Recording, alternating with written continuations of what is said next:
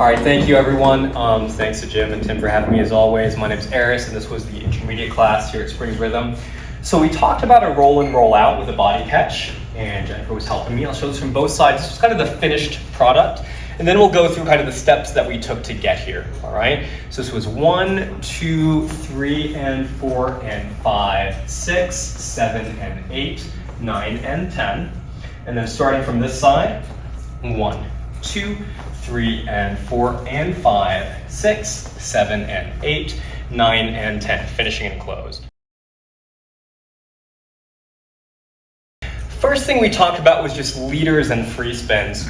Just the idea that as a leader, I'm either oriented toward my partner through the free spin, so I start looking at them, and as they turn and pass me, I'm still kind of tracking them with my head and chest. That's one option for leaders. The other is I'm tracking where I want my partner to go. That's also acceptable as long as they don't break my frame.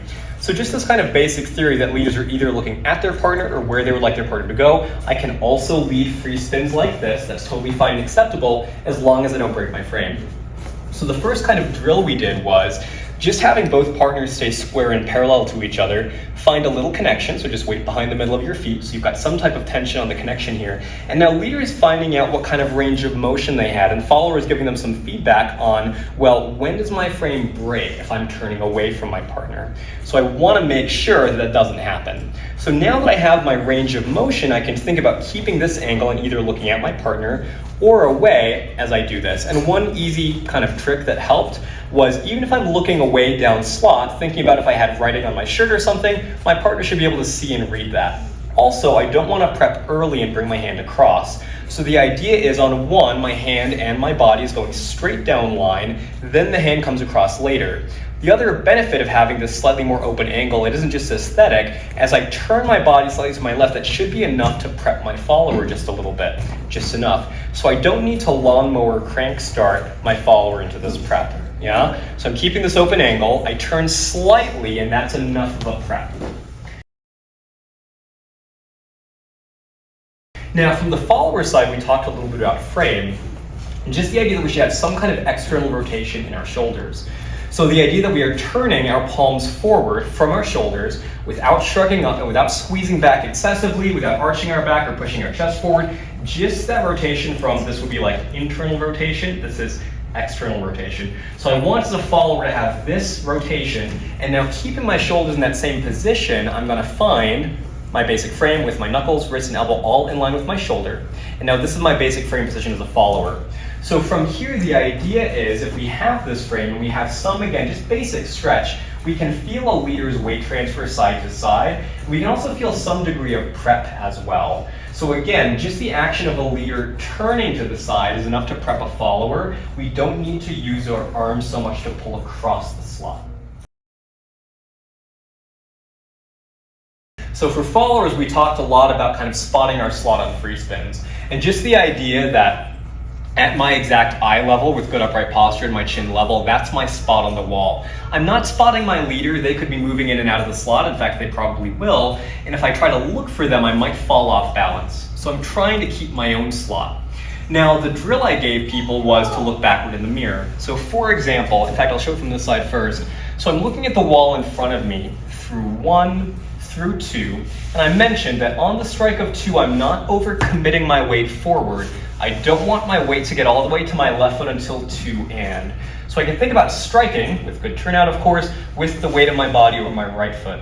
So this is 2 and this is 3. Now the first kind of more complicated step is I'm looking over my left shoulder to spot the wall in front of me for 3 and. That is me pushing off my left foot. Now I'm going to look back the way I came, again over my left shoulder, pushing off my left foot now to go back on 4. So I'm pivoting through these steps, and every step is moving me forward in that direction. Now I can just triple. So the idea, followers, is I'm not stepping, then trying to turn in place, and then trying to back up. This is a basic traveling turn. Every step is moving me closer to the wall in front. And there's a lot of ways to do it, and you can think about closing and opening in different patterns, but just the basic variation is 1 and 2. This is 3, 3 and now 4 before our basic anchor. Now the drill with the mirror was, and I like giving this as homework to followers, is I want to think about spotting the wall in front of me up through 3 and, but on 4, before my right foot lands, I want to think about looking in the mirror. And it gives me a great place to kind of check and see my reflection. Now I'll know kind of like where I'm supposed to be. So I'm spotting my spot on the wall through this segment of the turn, right? But now before I land on 4, before I step on this foot, I want to check and find my reflection here. If I don't, and my head turns at the same time as my body, my foot's probably going to end up stuck in the middle of the slot, and I might fall off balance here. So what I want is to check the mirror first so that I can push back onto my right foot and have it land under my right hip so I'm a bit more balanced. Again, this is just a basic way of doing it. Of course, all of this is changeable over time. So from here we talked about the roll and roll out just for the body catch. So the idea is, first of all, that if followers keep their frame and leaders stop, followers should keep moving. All right, so the followers haven't been decelerated, they haven't received that connection, so a leader shouldn't have to push the follower away. Once we roll in, the follower is still traveling this way. I didn't stop them until here. Leaders, the idea is I'm stepping with my follower on 4 and then I'm staying put. So I move with my follower here to stay even with them. Then I just anchor right behind left, my follower keeps traveling away. All right, followers, make sure that you're keeping your frame here as well. Don't let your shoulder get pulled across your body in a weird way. Now leaders, when we do that body catch, I am hooking behind, and this is really important for spacing. So as I go 1, 2, 3, and 4, all of this is as though the follower were to keep traveling, right? But now I'm going to hook behind 4 and 5, and I'm using my right foot to push my weight onto my left foot.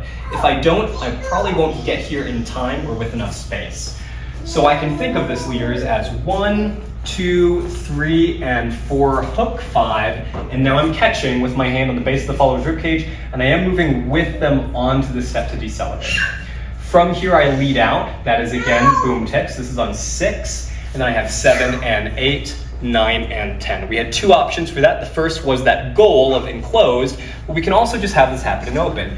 3 and 4 and 5, 6, 7 and 8, pick up the hand, 9 and 10. That was the class, you guys are great. Thanks guys.